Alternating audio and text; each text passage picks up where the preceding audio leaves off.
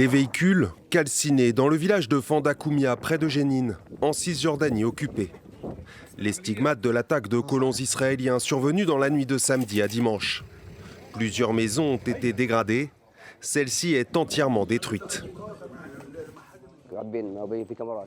Les colons étaient environ 200. Ils se sont dispersés le long de la rue et ont mis le feu à la maison sous nos yeux à l'aide de cocktails Molotov. Ils les ont lancés par les fenêtres. L'étincelle qui a mis le feu aux poudres s'est déclenchée samedi soir quand, selon la police israélienne, un véhicule palestinien en a percuté un autre, israélien, provoquant la mort d'un passager. Alors qu'une enquête est en cours pour déterminer s'il s'agit d'un accident ou d'un attentat, l'incident a provoqué dimanche une série de représailles de colons israéliens. Ici, dans le village de Jaloud, un centre médical a été incendié. Ils ont réduit le dispensaire en cendres, avec tout son équipement et ses fournitures, alors qu'il était sur le point d'ouvrir ses portes.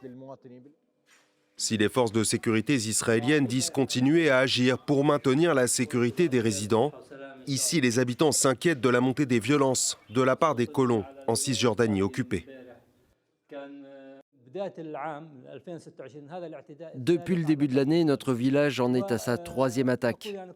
Et il ne s'agit pas seulement de notre village, c'est bien toute la région qui est prise pour cible. D'après les autorités palestiniennes, depuis le 2 mars, 6 Palestiniens ont été tués par des tirs de colons en Cisjordanie.